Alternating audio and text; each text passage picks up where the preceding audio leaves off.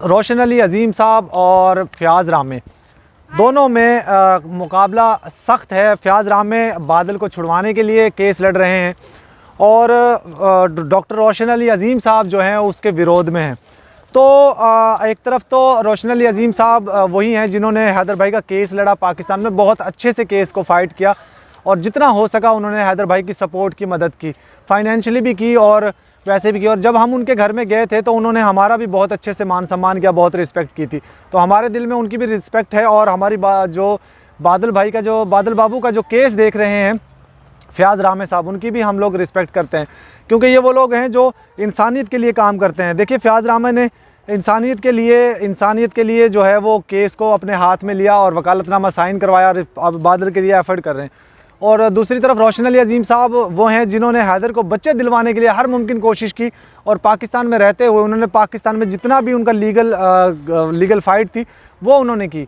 फिर अचानक से मोमिन मलिक जी आ गए केस में और वो अंसार बर्नी जी के साथ रब्ता करवाया उन्होंने, फिर वो केस हिंदुस्तान में उनके सुपुर्द कर दिया। तो ये कहीं ना कहीं जो हैदर का केस का लगाने का वो था पौधा, वो रोशन अली अजीम साहब ने ही पौधा लगाया था। और मैं तो ये कहता हूँ दोस्तों कि रोशन अली अजीम साहब आज बादल के ख़िलाफ़ खड़े हो गए हैं और वो कह रहे हैं कि मैं इसको सज़ा ज़रूर करवाऊँगा। ज़ाहिर है वो वकील हैं, लॉयर हैं, अपने कुछ भी कर सकते हैं, किसी भी तरीके से वो केस को फ़ाइट कर सकते हैं। जब कोई केस लगता है तो एक वकील फेवर में होता है और एक अगेंस्ट ही होता है। तो ये दोनों की हम रिस्पेक्ट करते हैं और दोनों का हम लोग मान सम्मान भी करते हैं, लेकिन इसमें कभी भी ये नहीं होगा कि हम किसी के ख़िलाफ़ जाएं। बाकी वो हम फ़याज़ भाई को भी सपोर्ट करते हैं और हम रोशन अली अजीम साहब को भी सपोर्ट करते हैं क्योंकि दोनों वकील हैं पेशे से और वो दोनों एक केस छुड़ाने के लिए जो है वो एफर्ट कर रहे हैं, दूसरा उनको सज़ा करवाने के लिए। दोनों अपनी जगह पे बिल्कुल राइट हैं, दुरुस्त हैं। और अब दोनों में एक तरह की जो सियासी कह लें या उसको जो पेशन के हिसाब से वकला की जंग, जिसको वकला की जंग कहा जा सकता है, वो छिड़ गई है। और अब देखते हैं कि कौन सा जो है वो पलड़ा भारा रहता है। बहरहाल बादल के साथ हमदर्दियां भी हैं लोगों की, जिस तरीके से 2 साल से हम लोग हैदर भाई के लिए हाथ जोड़ जोड़ कर रिक्वेस्ट करते रहे मोदी सरकार से, योगी सरकार से, और लेकिन कानून तो वहाँ पे लूला लंगड़ा है, बहरा है, अपाहिज है। शायद उस कानून में बहुत सारे सुधार होने वाले हैं। और पाकिस्तान का कानून भी आप लोगों ने देख लिया है, जिस तरीके के यहाँ पे कानून है, एक लड़का पाकिस्तान इंटर करता है और उसको फ़ौरन सज़ा दी जाती है, फ़ौरन उसको जो है वो कोर्ट में पेश किया जाता है।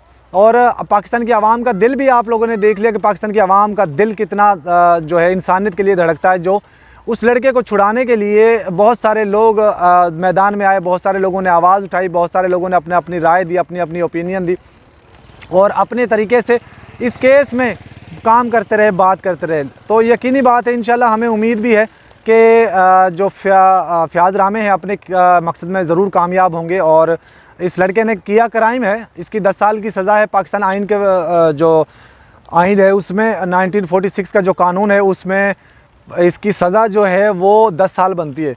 तो हम तो रिक्वेस्ट कर सकते हैं अपनी गवर्नमेंट से, अपनी सरकार से कि इस बच्चे को, इस लड़के को कम से कम सज़ा दी जाए। बाकी उस लड़की को जिसने इसको बुलाया है उसको और उसकी माँ को भी सज़ा मिलनी चाहिए क्योंकि ये वो लोग हैं जिन्होंने जो मास्टरमाइंड थे इस केस का।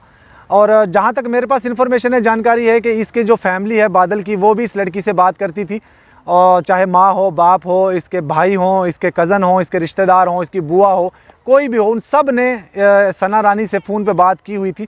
लेकिन अभी जब बादल के परिवार से हमारी बात होती है तो वो ये कहते हैं कि हमें तो बिल्कुल भी पता नहीं था, हमें इस चीज़ की तो बिल्कुल भी जानकारी नहीं थी कि वो जो है इनके परिवार को पता भी था। लेकिन क्यों, अगर दोस्तों ये सच भी है तो फिर वो क्यों झूठ बोल रहे हैं, समझ नहीं आती। आखिर वो झूठ क्यों बोल रहे हैं?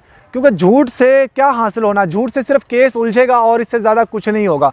हाँ, अगर सच बता दें तो शायद उसके लिए कुछ अच्छी जो है वकील जो हायर किए गए हैं, जो फ़याज़ रामे जी, वो भी शायद अच्छे तरीके से केस को फ़ाइट कर लेंगे।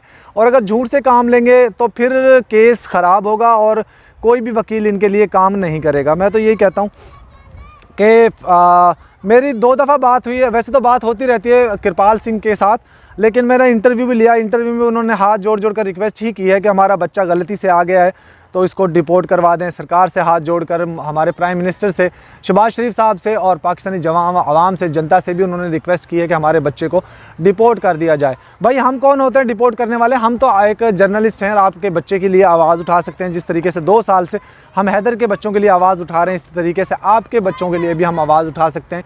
करना तो फैसला हमारी एजेंसीज़ ने, करना तो फैसला हमारी गवर्नमेंट ने है। तो बाकी सदर के पास इख्तियार होता है कि सदर किसी की भी सज़ा को माफ़ कर दे, किसी की भी सज़ा को जो है वो बढ़ा दे, घटा दे। और आप लोग रिक्वेस्ट करते रहें, मेरी तो यही है, कृपाल सिंह के साथ रब्ता यही है कि आप रिक्वेस्ट करते रहें। जब हमारे कानून को उचित लगेगा कि ये जाना चाहिए, डिपोर्ट होना चाहिए, और तब वो कर देंगे। बहरहाल उसने किया क्राइम है। छोटे छोटे बच्चे सामने खेल रहे हैं यहाँ पे, ये देखिए बचपन की हमारी याद ताज़ा हो गई है। इससे हम भी लगाओ ज़रा रेश, कैसे लगाते हो? ये देखिए हम भी बचपन में ऐसे ही खेलते होते थे जिस तरीके से ये बच्चे खेल रहे हैं टायर के साथ, और दूर दूर तक, घर से दूर दूर तक हम लोग ना चले जाते थे। आज हम लोग जवान हैं, मतलब बुढ़ापे की तरफ जा रहे हैं, अब बच्चे जो हैं, हमारे बच्चे जो हैं वो इस तरह की गेम्स खेल रहे होते हैं। बहरहाल दोस्तों, जो फ़याज़ रामे हैं उनमें, और जो डॉक्टर रोशन अली अज़ीम साहब हैं उनमें कानूनी जंग छिड़ गई है।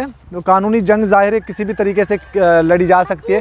हाँ, आप लोगों ने, मेरी दोनों से यही रिक्वेस्ट है, सब्र का दामन थामे रखना है, क्योंकि कानूनी जंग होनी चाहिए। बस लफ्ज़ी गोलाबारी कानूनी मुताबिक होनी चाहिए, ना कि हमें एक दूसरे को डिफेम करने के लिए, या वो ऊंचा है वकील, वो बड़ा वकील है, वो छोटा वकील है, इस तरह ये नहीं होना चाहिए। तो हमारी दोनों के लिए शुभकामनाएं हैं और दोनों के लिए हमारी दुआएं हैं कि दोनों अपने मकसद में कामयाब हों। और लड़की के लिए हाँ, बादल को से एक बड़ा, बादल को सज़ा दिलवाने के लिए काम कर रहे हैं, एक उसको जो है रिपोर्ट करवाने के लिए काम कर रहे हैं। बाकी सज़ा के हवाले से जो सना रानी है उसके लिए सज़ा का जो दोनों एक ही पेज पर हैं।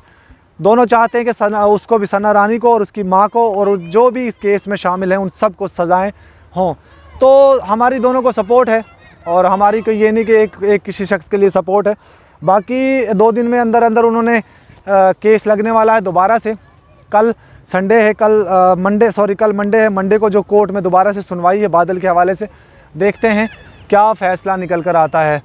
और जो कोर्ट से जो भी एप्लीकेशन दे रखी हैं वो कब तक सॉल्व आउट हो जाएंगी। बाकी आप देखिए यहाँ पे छोटे छोटे बच्चे काफ़ी सारे खेल रहे हैं क्रिकेट, कोई क्रिकेट खेल रहा है, कोई पतंगबाजी कर रहा है, कोई छोटी सी साइकिल पे, कोई टायर से बच्चे खेल रहे हैं, साइकिलिंग कर रहे हैं हाथ से। और यहाँ पे काफ़ी सारे घर भी बन रहे हैं। मेरा एक दोस्त भी सामने खड़ा हुआ है, वो वाला कैप आपने देखा होगा, चादर में लिपटा हुआ कैप पहनकर खड़ा, तो इसके भी हम बात करने की कोशिश करेंगे। आप लोग पहले भी देखा था इसको, इसका एक चैनल भी था, वो भी आप लोगों ने सब्सक्राइब किया होगा। तो ये थी दोस्तों तमाम तर जानकारी जो मोमिन मलिक केस में उधर से एफर्ट कर रहे हैं सीमा हैदर के लिए।